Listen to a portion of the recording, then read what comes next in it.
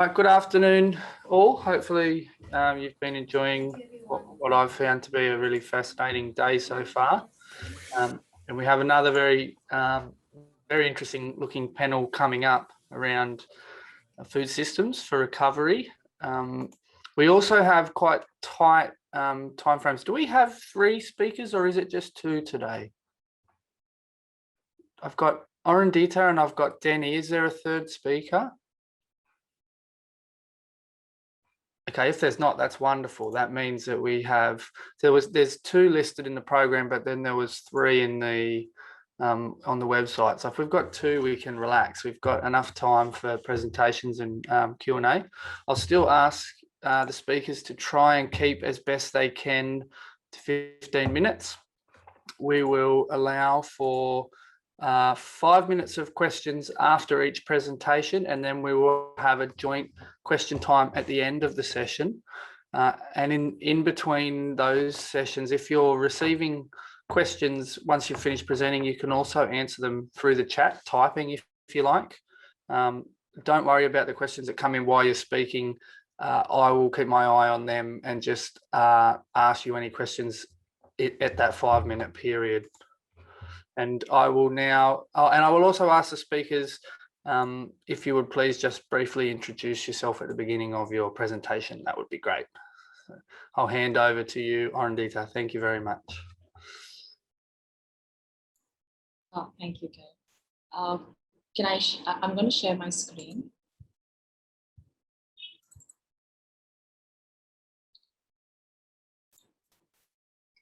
Can you see my screen? Can everyone see my screen? Yeah, we can. That's great. Okay. So hello, my name is Arundhita and I work in the research and advocacy unit in PRADAN. PRADAN is an NGO based out of India, which has been working with women's collectives to empower them to earn a decent living and support their families for over 3 decades. Prior to this, I completed my PhD on project evaluation from Charles Sturt University, Wagga Wagga, as an ACIR John Allwright Fellow. So moving on, I'm going to talk on transformative and sustainable food systems for Santhal Parganas region in India. This particular region lies in the eastern part of India and is primarily inhabited by a tribal community called Santhals, and hence the name. In this presentation, I will take you through the food and nutrition challenges confronted by the rural communities in these areas due to COVID-19 pandemic. I'll also share about our work where we support the Santhals in moving towards recovery from the pandemic and in the process create resilient food systems. Our work is a part of a project on sustainable food systems supported by the University of East Anglia, UK. Now, I want to start with a picture. This is a traditional vegetable market in one of our project sites. These markets are usually crowded with sellers and buyers, but many such local markets were deserted and empty due to the nationwide lockdown induced by COVID-19. The closing of markets and disruption of food supply chains hampered the local food systems, leading to difficulty in ensuring zero hunger for the marginalized. There was difficulty in accessing food, in buying inputs for farming, and even in selling the already planted or harvested produce. Livestock activities were also hampered.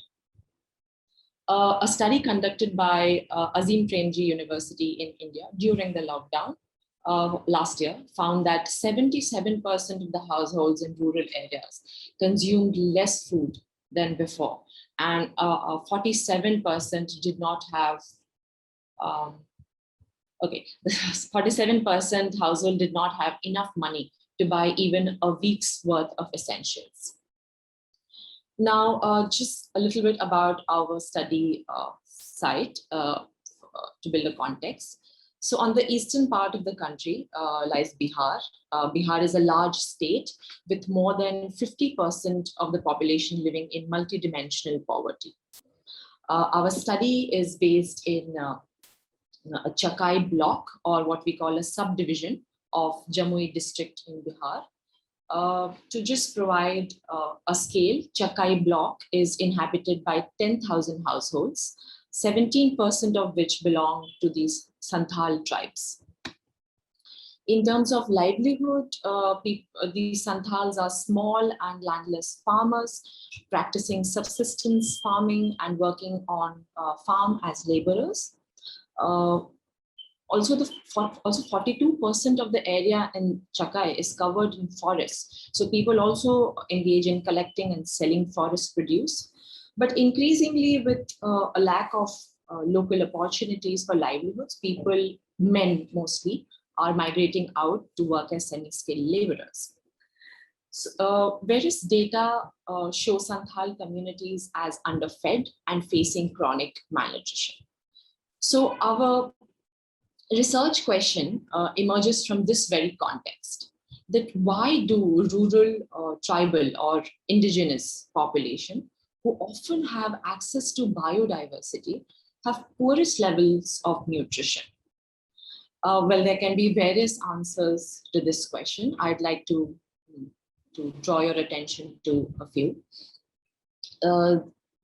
So existing research on food and nutrition focuses on purely materialistic and, you can say, indicator-driven approach, whereas there is a need to have a more holistic construction of health and nutrition, grounded in local ecological as well as social environment.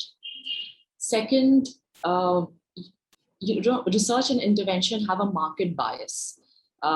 They somehow assume that improving income and livelihoods will automatically improve the nutrition and health of the community. The potential of tribal or indigenous food is left unexplored. There's also a lack of representation and documentation of indigenous practices. And third, methodologically, a huge emphasis is given to anthropometric outcomes of health and nutrition, such as BMI, wasting, stunting, etc. Patterns of consumption, dietary diversity in diet, and access to food need to be given equal importance. So to incorporate all these, we have adopted a holistic construction of food and nutrition, or the food systems lens. Well, this image is from FAO, and many of us may have seen it. Without going into extreme detail, what I just want to share through this image is that nutrition and health cannot be improved by linear indicators working in silos. Instead, food system is a complex web and constitutes many elements, such as environments, such as people's behaviors, diets, processes, institutions, and all other activities relate to production, processing, distribution, preparation, or consumption of food. It also includes socio-economic and environmental outcomes from all these interactions. Now, this conceptual framework was provided by FAO as a way to improve food security and nutrition. Before I go further, I just want to look at the dimensions of what exactly is food security and nutrition. So food security is when all people at all times have physical, social, and economic access to sufficient, safe, and nutritious dietary needs and food preferences. Zooming into and starting with access will help me situate our work with the Santhals. So these are the 4 sources of accessing food for the Santhals and majorly all the rural communities in India to ensure food security and nutrition. One is through their own cultivation. One is through buying from the markets. Third is social protection, which is the government's public distribution system, or government shops where government provides cereals to rural communities at a very decreased price. And fourth is through their forests, if tribals are living near forests, and uncultivated food. As I shared earlier in the beginning of my presentation, there were challenges due to COVID-19 in producing their own food, and even challenges in buying markets because the markets were closed. The government shops were infrequent because of the lockdown, and from the shops they only get cereals. So amidst all this, and kind of luckily for the Santhals, the tribals, the forests were ripe with fruits and vegetables, and they turned towards the forest to meet their food requirements. And it was easily accessible because they were living in between the forests.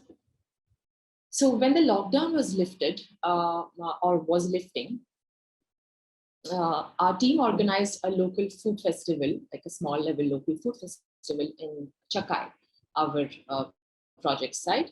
And the Santhals cooked and presented this plate. These have 12 different food recipes. And it's very interesting to see that other than salt and spices, nothing was bought from the market to prepare this. This was all either cultivated, like rice and some of the vegetables, or collected from the forest. So this shows us that the forest and the biodiversity has the potential to not only make the rural communities, especially the ones living near the forest, food secure, but also enhance their dietary diversity and improve their nutrition and health. But somehow, despite living near such food abundance, focus of mainstream research, intervention, and policies on market, on incomes and livelihoods have drawn the tribals away from their traditional practices to a stage that there's almost a stigma around certain traditional foods or the practice of foraging. They are considered forest people, or in Hindi, there's a word called jungli, which is uncivilized. But we all know research says that tribal communities are known to retain the knowledge of food resources, which is rooted in deep historical continuity, foods that have high nutritive value, which need to be built upon. So in our project, in our work, here are a few approaches that we adopted to strengthen the local food systems, to make them more resilient and sustainable. So I'll quickly go into each of these four approaches. First is we developed a community-led digital platform. We created a creative practice hub. We facilitated skill building of the communities and curriculum development, and also at the advocacy level, organized policy roundtables, all to improve knowledge, perspectives and policies around food security and nutrition. So first is the IBRS. IBRS is an interactive voice response system, which is a community-led digital platform. And IBRS works on a phone number. So there's a phone number, and when a user calls the number, they immediately receive, the call is cut and they immediately receive a call back from the server. And then the user can select the content from the menu, listen or interact by recording a comment. So these contents are around, we have developed the content around food and nutrition with special focus on tribal foods. And all this content is generated from the local community and backed by science and research. An interesting, why we call it interactive and community-led is because the user can record their own audio, which can be anything, which can be songs, which can be some traditional recipes, or even grievances and suggestions. So in the system, we have a moderator who moderates this whole content, and then they publish it for the community to hear.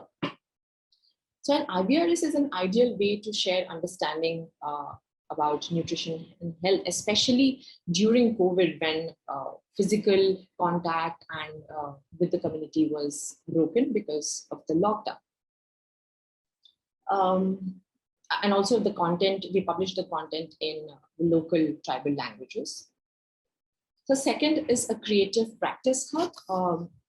So what we mean by a creative practice hub is, so we engage the tribal youth there in various creative practices to generate knowledge and build their skills around sustainable food systems. So here you can see, so there are various tools we use for that. First is, in the first picture, you can see there are two tribal girls recording a video. So they also make movies on traditional food practices or traditional food recipes. They engage in wall painting, where they paint relevant messages in the walls of the villages and include their traditional art forms in that. Then the third picture is of a theater. So they also organize theaters at the local level or at the, at the different village, different villages to increase the awareness of food and nutrition security. So what we are doing through this creative practice hub is creating a repository of traditional, which I earlier pointed out that is lacking. The traditional repository which has traditional food and practices and indigenous intergenerational knowledge. So on the left is just a screenshot of a YouTube channel. So these tribal youth have a YouTube channel called Lahanti Club. The Santhal youth have a YouTube channel, and they have many videos around. So now the videos have reached at least 80 videos around traditional food recipes and practices and tips and various other things. The second picture is kind of photo voice. So they are creating short photo voices on various food items. So first is a red ant.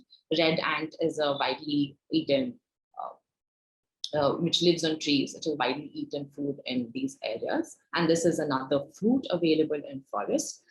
And we are also creating recipe books. So this is a picture from the recipe book. Like these are the spices, and this is the red ant picture, and that's how you're making it. So we are creating recipe books. So our aim is to the Creative Practice Hub is to also engage the youth in the community through creative practices, and in the end create a repository to be, to sustain, to keep these practices and knowledge alive. The third is skill building and curriculum development. Well, skill building is already, I spoke an aspect of skill building earlier.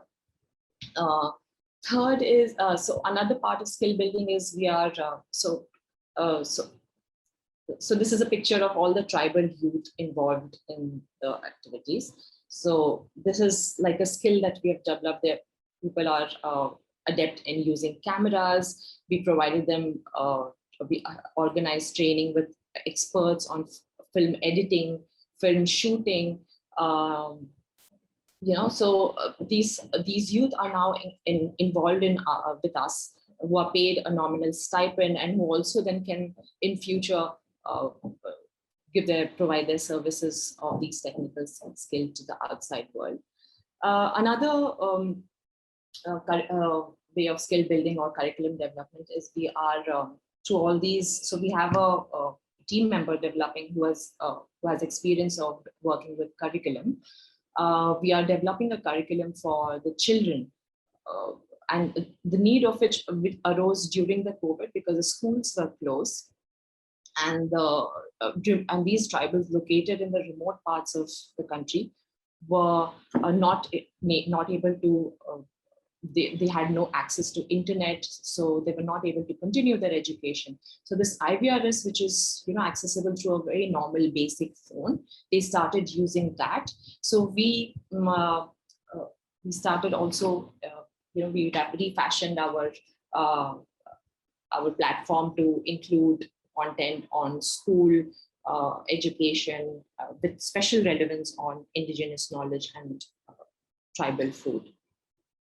And the fourth and the last is policy roundtables, because I mean, without advocating on any of these, we won't be able to bring any policy level or large scale changes.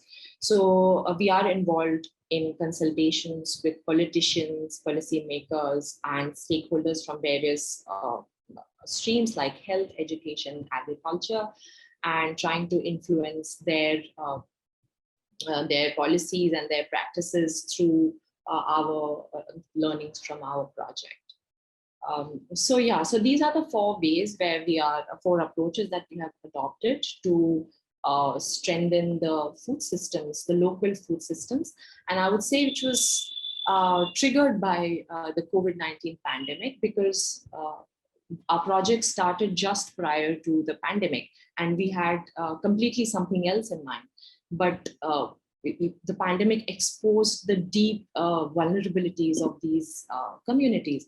And and even further reiterated the need for a resilient food systems.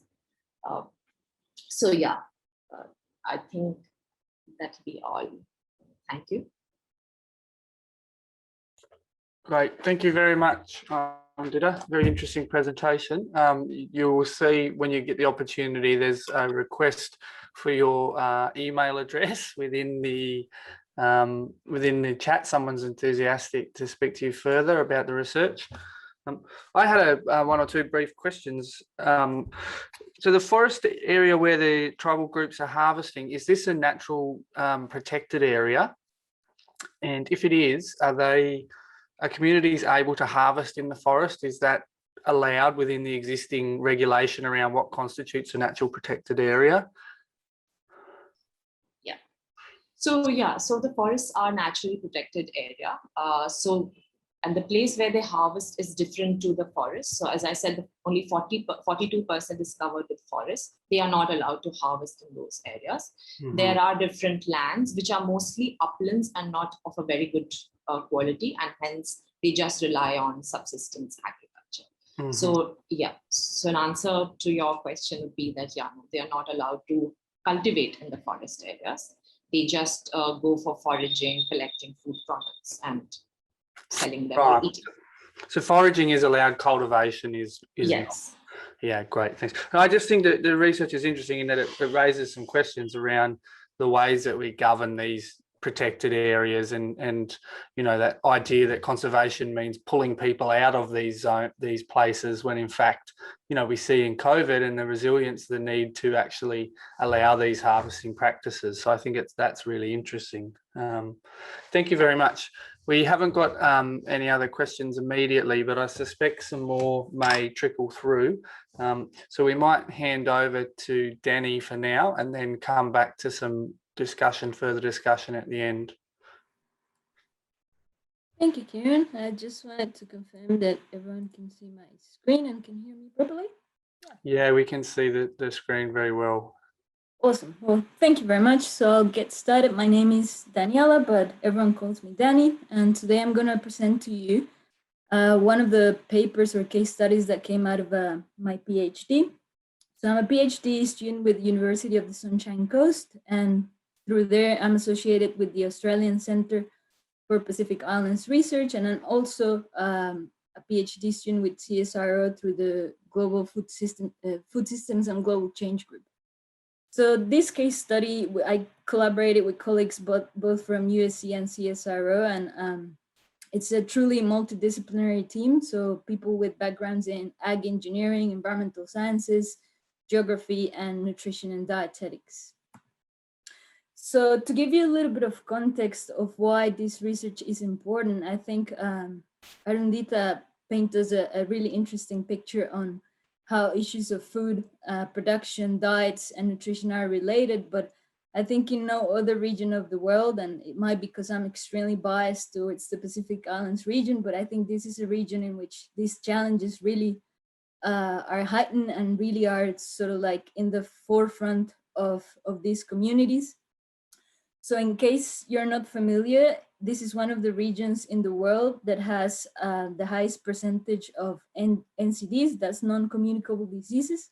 And it's estimated that 60 to 80% of all premature deaths that happen in the region are in part attributed to diabetes and obesity.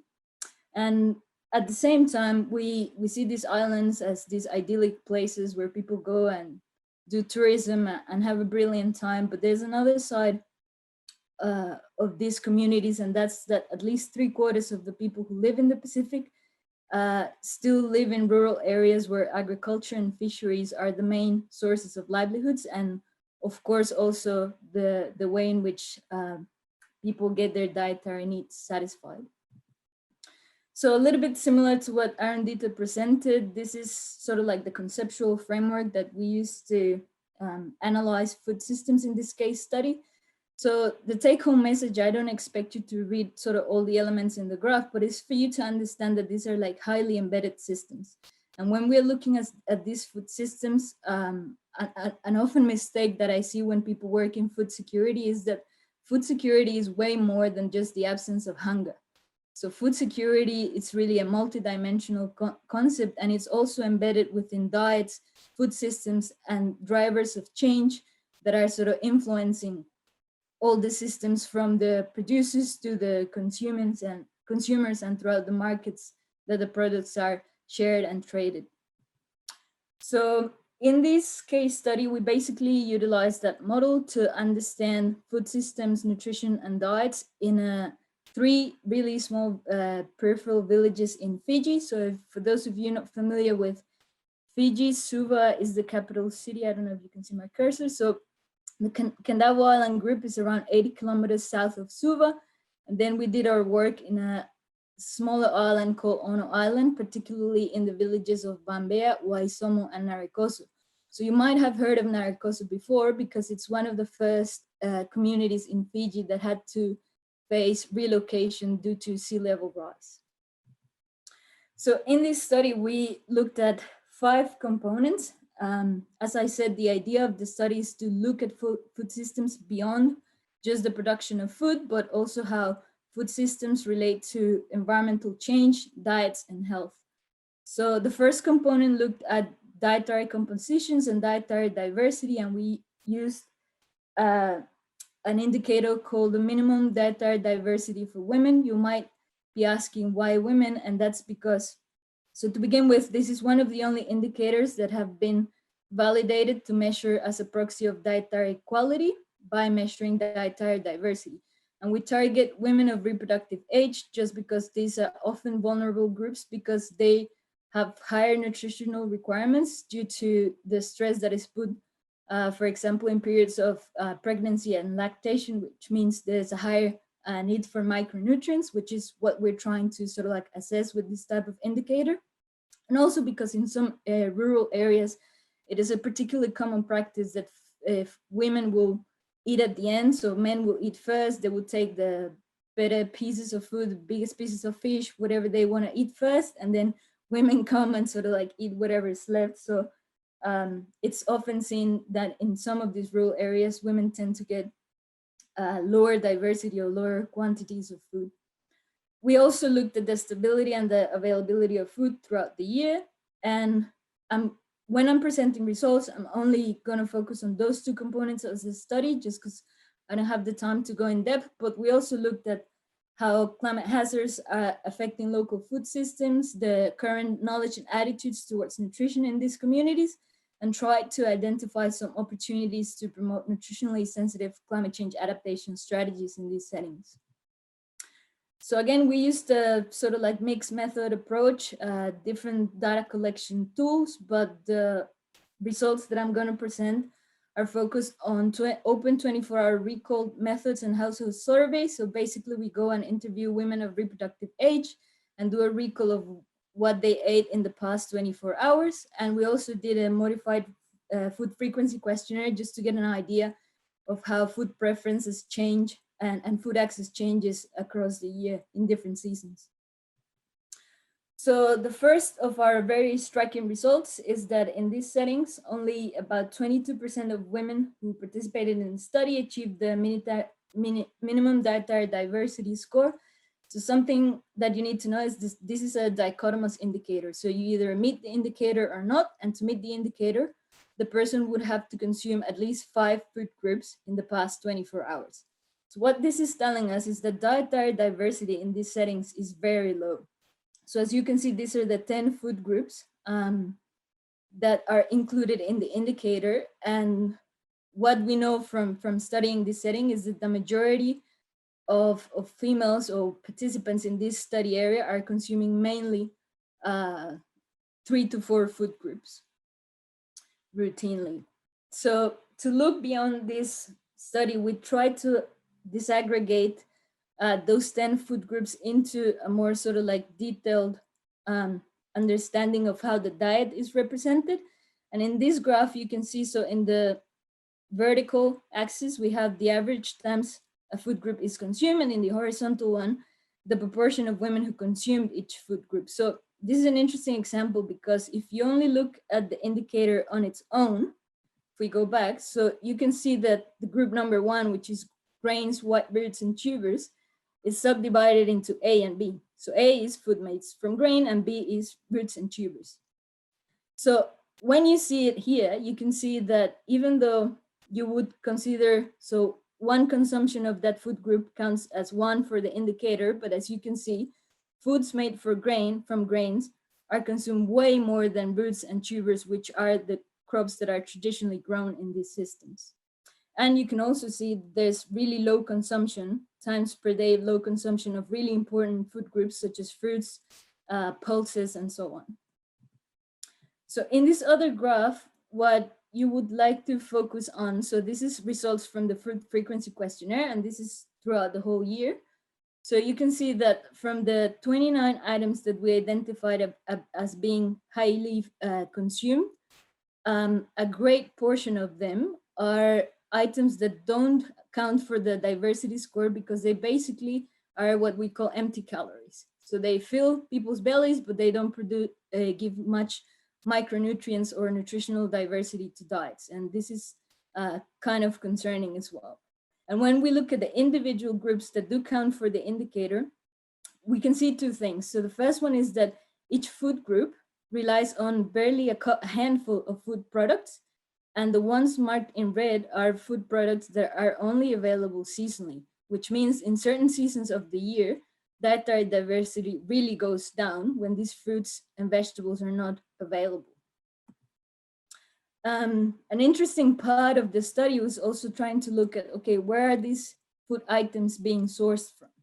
And we tend to talk about these communities in the Pacific as subsistence-based communities, but still from our results, we can see that about 55% of the items that are being frequently consumed are bought from stores. And because you have to remember, these are very remote environments, it's not like it's easy to ship fresh fruit and vegetables. What you can ship in a boat is highly processed foods. So rice, biscuits, noodles, that sort of food that obviously we would like to see a reduction in the diet. Then the rest of the foods, 10%, are sourced from the local environment. That's either fishing or like going into the forest and harvesting food products.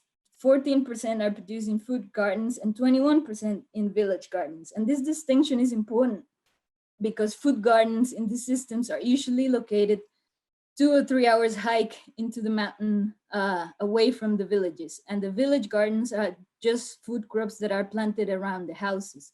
So what we found is that the majority of the dietary diversity is coming from those village gardens instead of the food gardens. The problem is that people don't consider these village gardens as something important. People regard them as just like backyard crops that I just planted around the houses.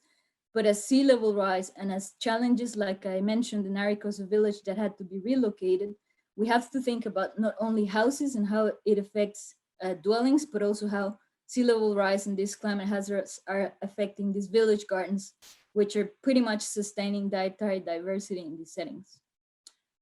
So a bit of conclusions. I know I'm probably running out of time again. So in these systems, we can know that diets have changed and now are including a lot more processed foods, that consumption of fruit and vegetables has declined, and that is mainly due to reduced local availability of fruit and vegetables and climate change, which is pressuring food production in this system.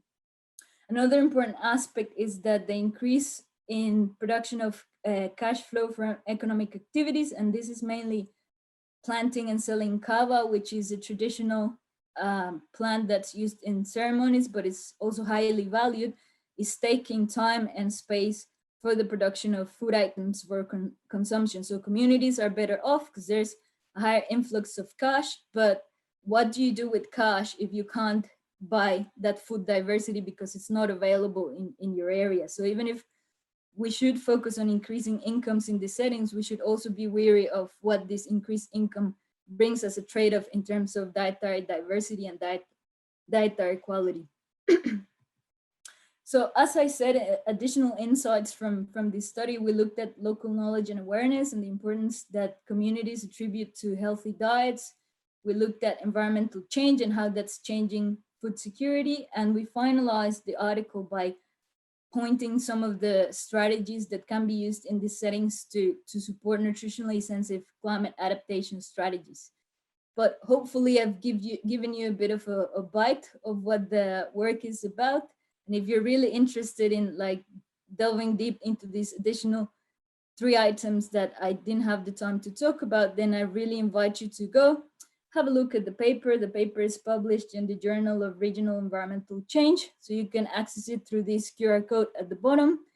And I would also like to invite you, if you're interested in these sort of topics about food systems, environmental change, and diets. We do a lot of this work in the Australian Centre for Pacific Island Research, so do visit the website. We try to host monthly seminars, so everyone's invited, they're free. And we're always looking for partnerships and collaboration. So thank you very much. That's it for me, and I'll open the floor for questions.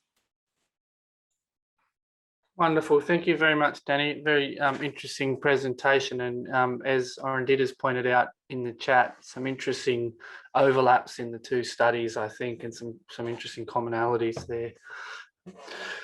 A question I had, I don't have expertise in this area, but I was struck by the amount of processed foods in Fiji as well. And also, when I visited the Cook Islands, people brought in their carry-on luggage huge bags of McDonald's that they'd bought in Auckland to bring home with them.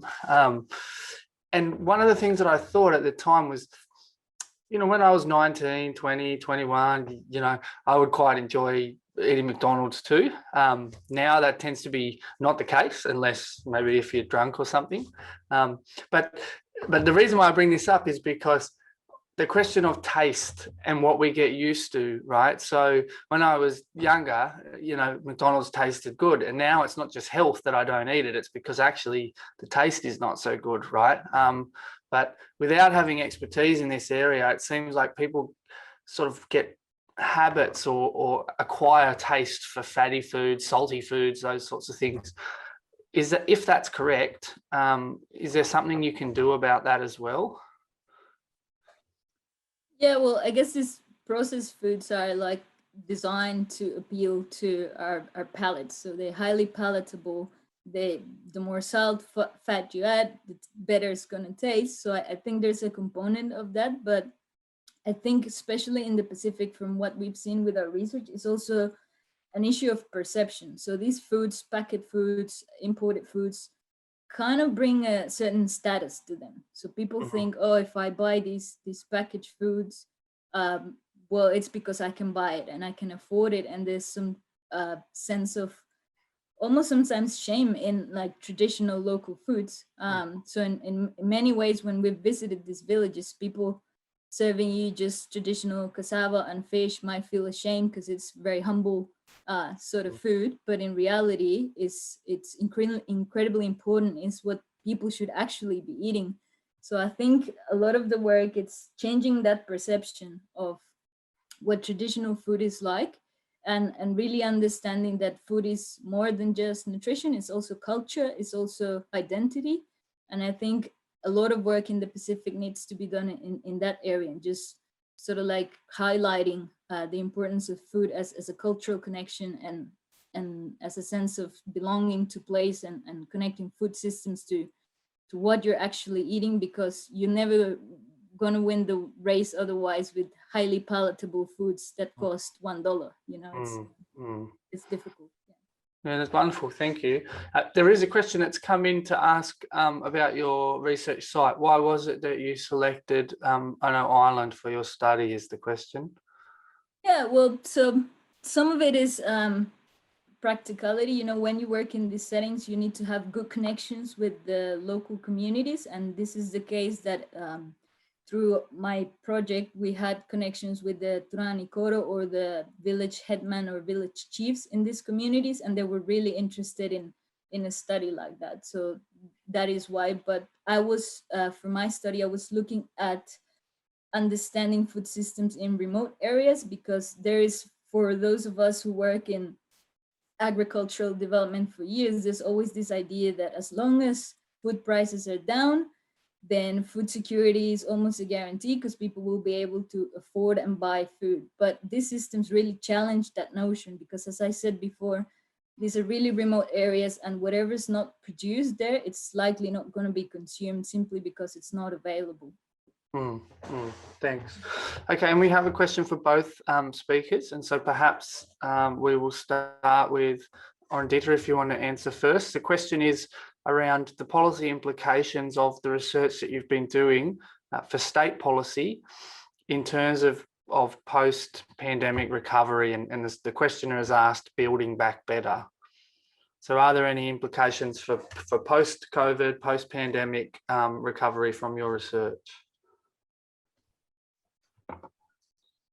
So yeah, it's a very important question. Thank you for that. It has huge implication, I'd say, as a post-pandemic recovery, because pandemic in a way in India particularly brought out the gaps and leakages in the policy system, where we saw that if there was a pandemic, if there was a lockdown, if everything was shut down, they were the most, the already vulnerable were the most vulnerable, even, I mean, the further vulnerable, because we could order online, we could, we could do various things. We could stock up things in our homes, people living in urban areas, but they were rendered with no food at all. So the policy, I mean, there are various ways the policy can incorporate learnings from this research. First is building stronger systems of local markets, like which doesn't have like people don't have, which doesn't destroy once there's a lockdown or a crisis kind of situation. Second, and most important, is building and investing in traditional food, forest food. And as Daniela said, that it's not only, I mean, when I say forest food in these areas, it's not only fruits and vegetables. There are many things. There are fishes, there are local fishes, there are local animals, and various other things that tribals eat. And due to the policies, the policy has not been focused on has not been focused on traditional food. I mean, the same that Daniela said, that there's a kind of shame, and so unless there's a policy intervention, you cannot address that shame, because that shame has, they have incorporated that shame into them through years of neglect from the policy.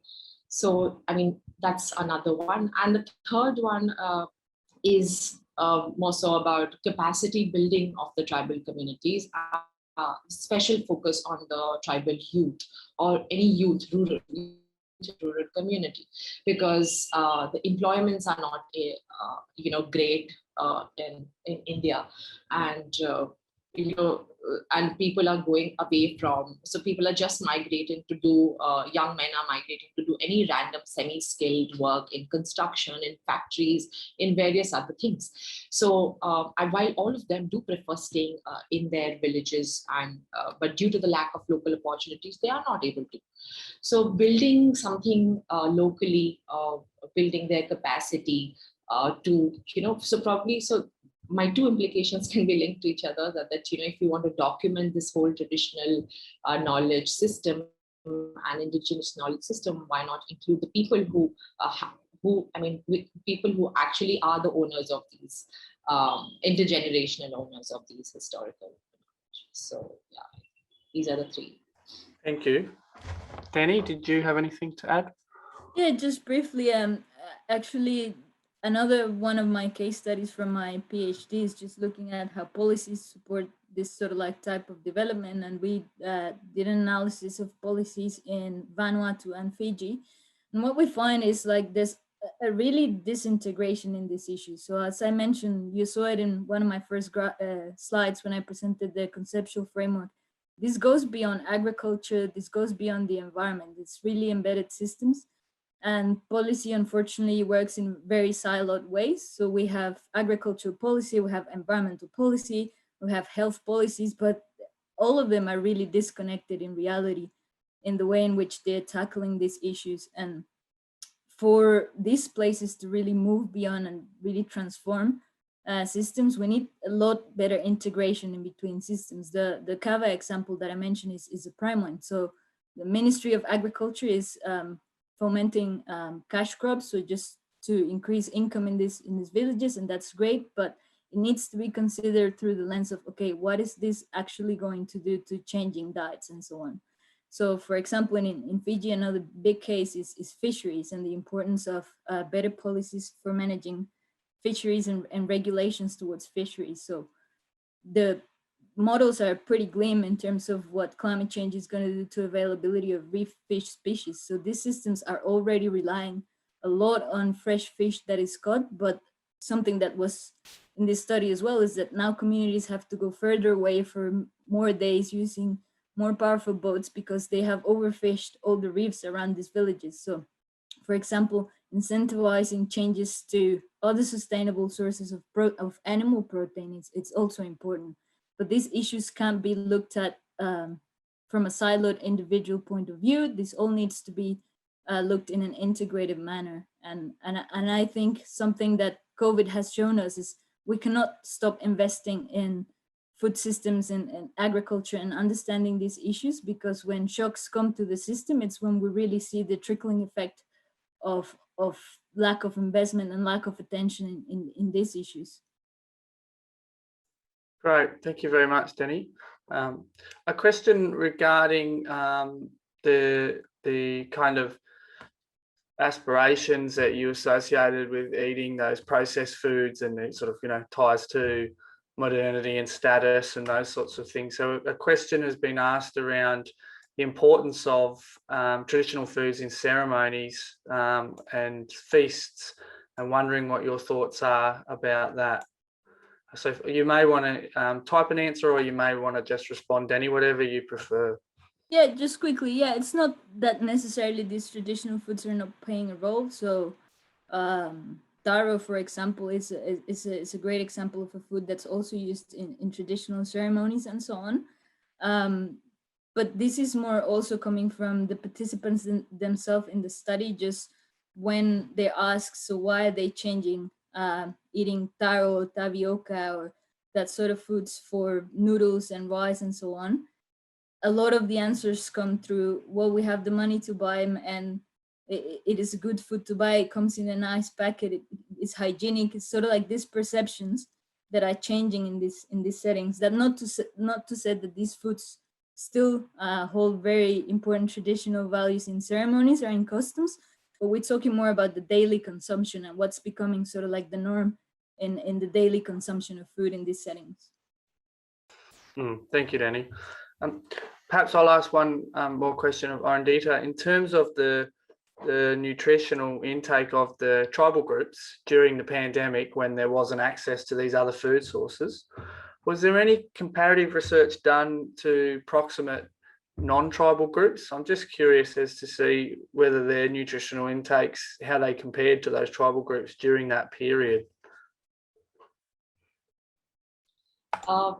Yeah, thanks.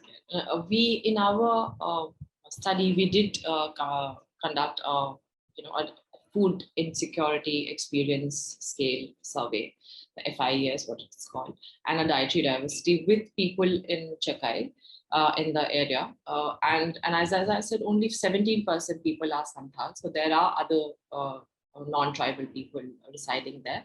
I mean, I mean, from the study, we found out that there wasn't much difference because they're all living in the same community.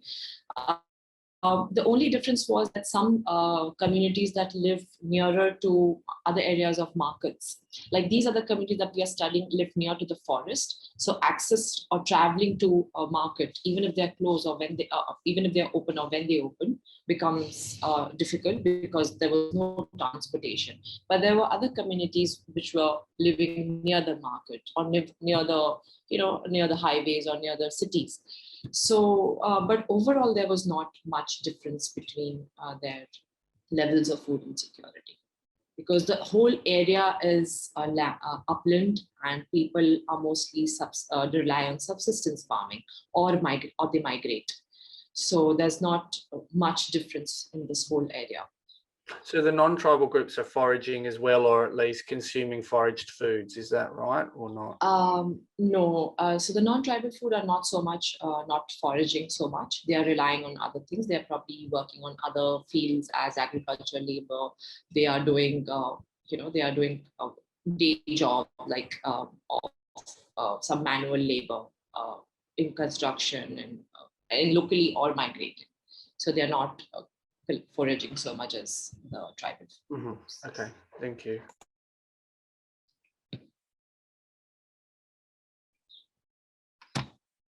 We don't currently have any more questions. I'm feeling hungry for some reason. I think the presentations. So we can finish early, or we may just leave this open for 1 or 2 more minutes to see if any more questions do come in. I'd just like to again now thank both the presenters for your presentations. I certainly found them very interesting and learned a lot along the way. So thank you very much for that. And I hope you've been enjoying the conference so far and continue to do so for the rest of today and tomorrow.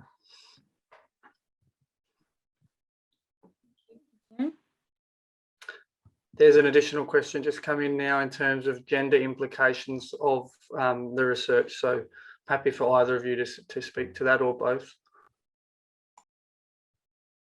Arundhita, do you want to go first? Yes, so I just want to briefly say that, I mean, when we talk about nutrition and health in rural communities, I mean, more specifically in India, we see that, I'd assume it as gender as women. Women are we lack in the indicators, as Daniela's presentation also showed, and similar is the case in our area, that women women are the least. I mean, even if say the nutrition indicators are low, women are even lower or stand even lower, and so the implications of research in terms of gender is. I mean, in our study, at least, we are including, so when we say that we are building the capacity of the tribal youth, many of them are girls and women who then learn about these practices and, dietary diversity, importance of nutrition, importance of women's health and nutrition. They kind of create awareness in the community for the same. So, yeah, I mean, yeah, so in our case, we didn't do any sort of like disaggregated implications based on gender. The indicator that we used to measure dietary diversity is targeted to women, just for the reasons I explained. But in the process of data collection and sort of like the focus group discussions, we did try to do female and male group discussions just to make sure we were considering sort of like the perspectives of both genders in the results. And something that I think it's common in developing countries and rural areas is actually women have a lot of decision making in terms of food, because they're usually the ones who prepare the food and like are more related to feeding the family and so on. So obviously when it comes to implementing some of the recommendations, there are going to be certain solutions that should be targeted differently based on gender, just because in these settings there are sometimes quite distinct gender roles. But I wouldn't say it was a specific objective or target in our research to sort of like determine implications based on gender. It was more sort of like a community level type of analysis.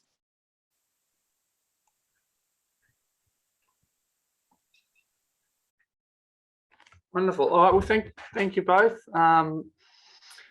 It's been a really interesting session. I think we can probably, if there are no final questions, I think we can probably finish there. Great. Thanks again, Danny. Thank you very much. Thanks. Thanks, Arundhita.